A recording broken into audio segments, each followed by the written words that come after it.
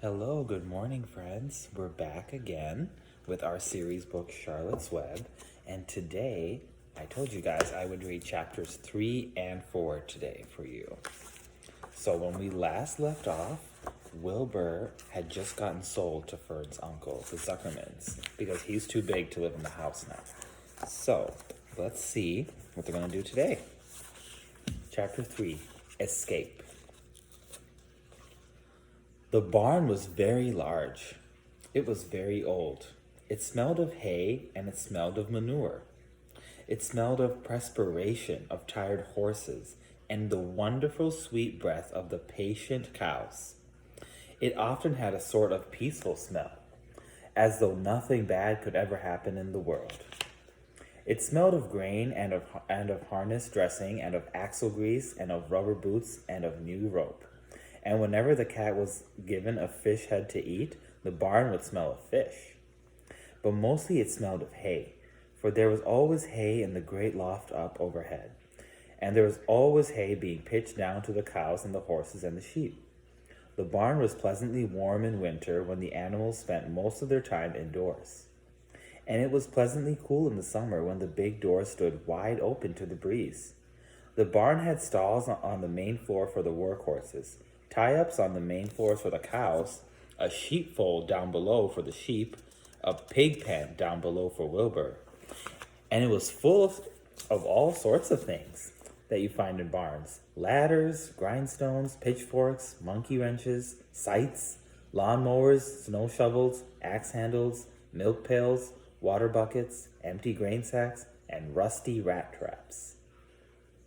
It was the kind of barn that swallows like to build their nests in. It was the kind of barn that children like to play in, and the whole thing was owned by Fern's uncle, Mr. Homer L. Zuckerman. Wilbur's new home was in the lower part of the barn, directly underneath the cows. Mr. Zuckerman knew the manure pile was a good place to keep a young pig. Pigs need warmth, and it's warm and comfortable down there, in the barn cellar on the south side.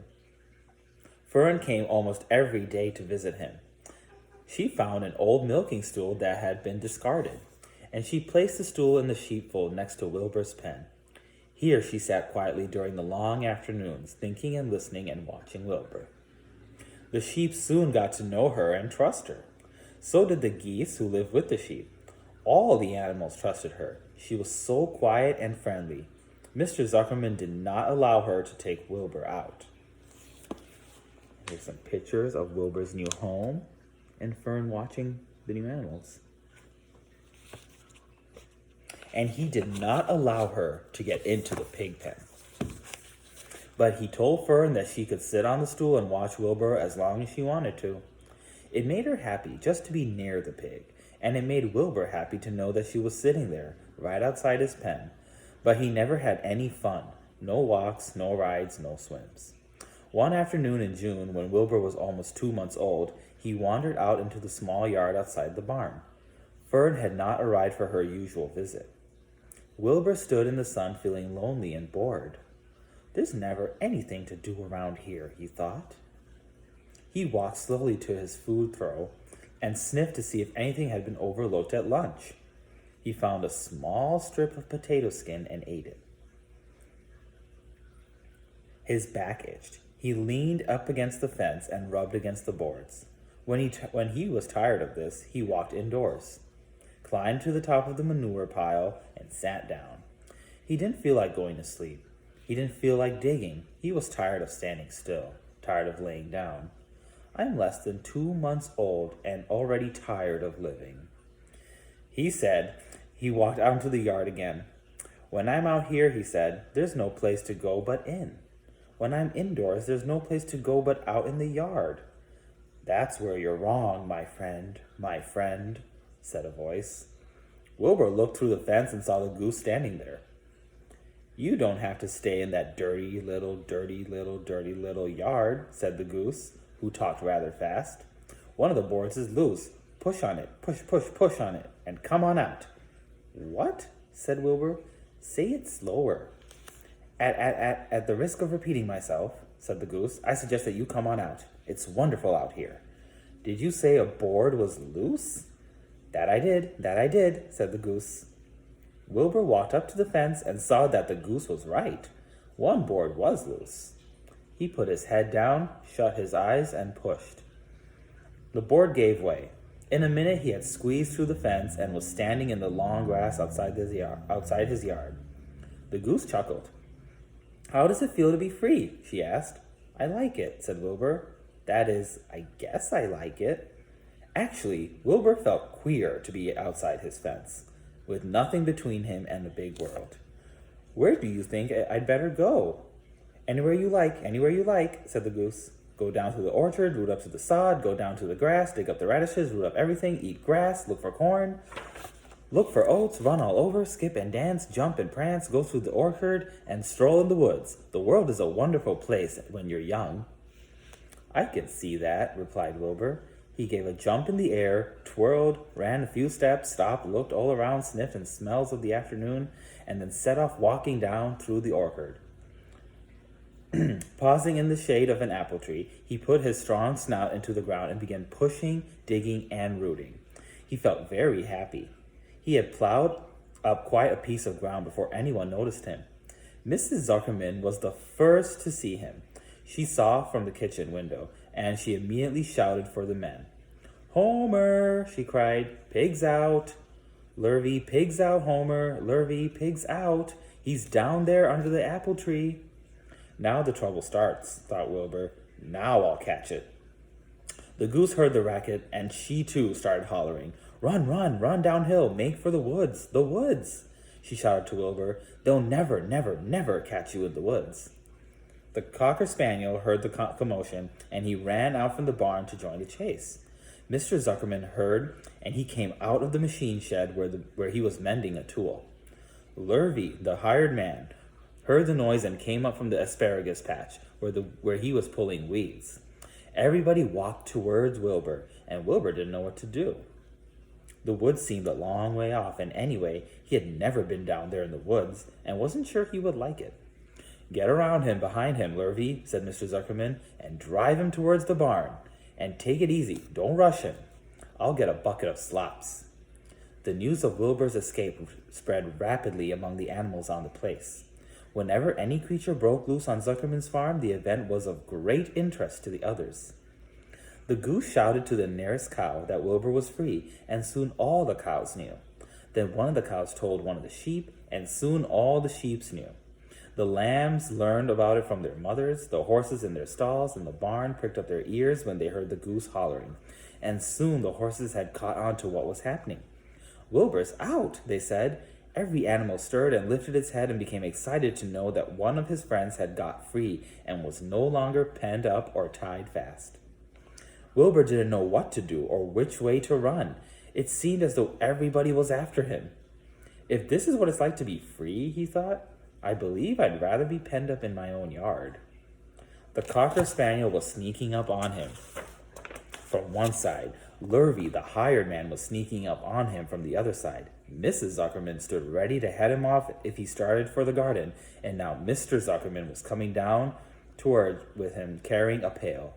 This is really awful, thought Wilbur. Why doesn't Fern come? He began to cry. The goose took command and began to give orders. Don't just stand there, Wilbur. Dodge about, cried the goose. Skip around, run towards me, slip in and out, in and out, in and out. Make for the woods, twist and turn. The Cocker Spaniel sprang for Wilbur's leg. Wilbur jumped and ran. Lurvy reached out and grabbed. Miss Zuckerman screamed at Lurvy. The goose cheered for Wilbur. Wilbur dodged between Lurvy's leg. Lurvy missed Wilbur and grabbed the spaniel instead. Nicely done, cried the goose. Try it again, run downhill, suggested the cows. Run toward me, yelled the gander. Run uphill, cried the sheep. Turn and twist, honked the goose. Jump and dance, said the rooster. And here's a picture of all the commotion.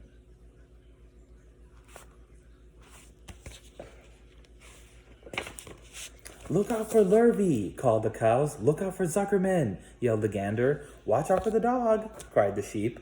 Listen to me, screamed the goose. Poor Wilbur was dazed and frightened by all this hullabaloo. He didn't like being the center of all this fuss. He tried to follow the instructions his friends were giving him, but he couldn't run downhill and uphill, At the same time, he couldn't turn and twist when he was jumping and dancing, and he was crying so hard he could barely see anything that was happening. After all, Wilbur was a very young pig, not much more than a baby, really. He wished Fern were there to take him in her arms and comfort him. When he looked up and saw Mr. Zuckerman standing quite close to him, holding a pail of warm slops, he felt relieved. He lifted his nose and sniffed. The smell was delicious. Warm milk, potato skins, wheat middlings, Kellogg's cornflakes, and a popover left from Zuckerman's breakfast. "Come, pig," said Mr. Zuckerman, tapping the pail. "Come, pig." Wilbur took a step toward the pail.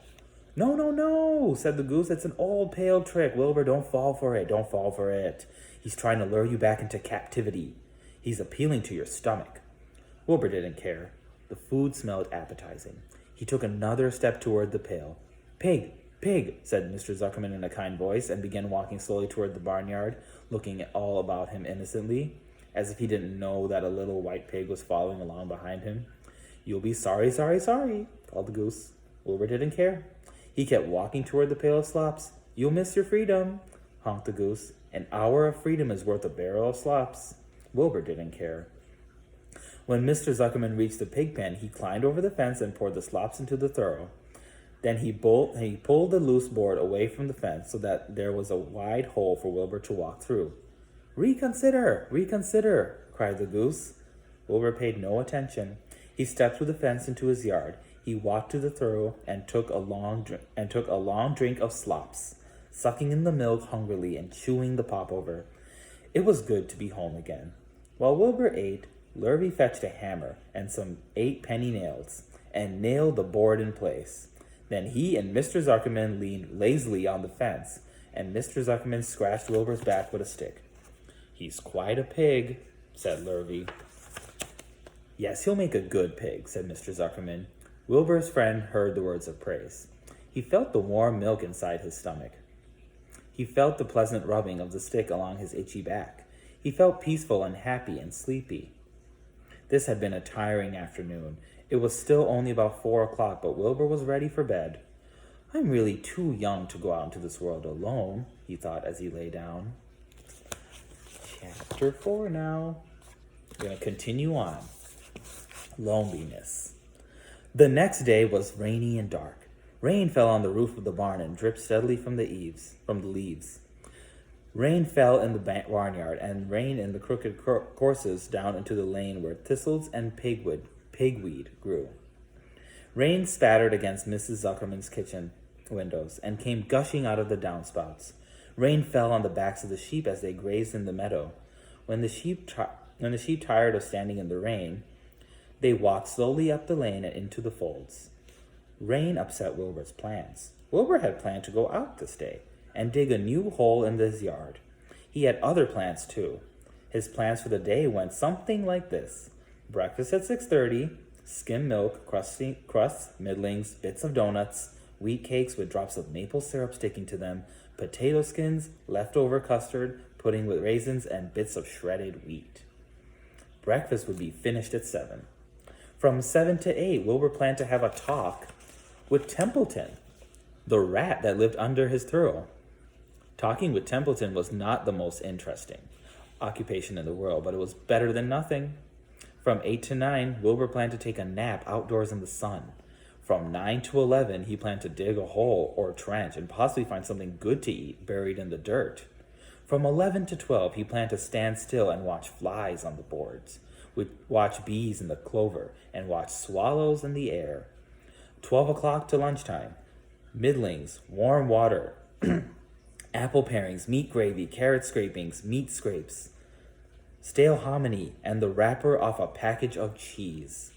Lunch would be over at 1. From 1 to 2, Wilbur planned to sleep. From 2 to 3, he planned to stretch itchy places by rubbing against the fence. From 3 to 4, he planned to stand perfectly still and think of what it was like to be alive and to wait for Fern.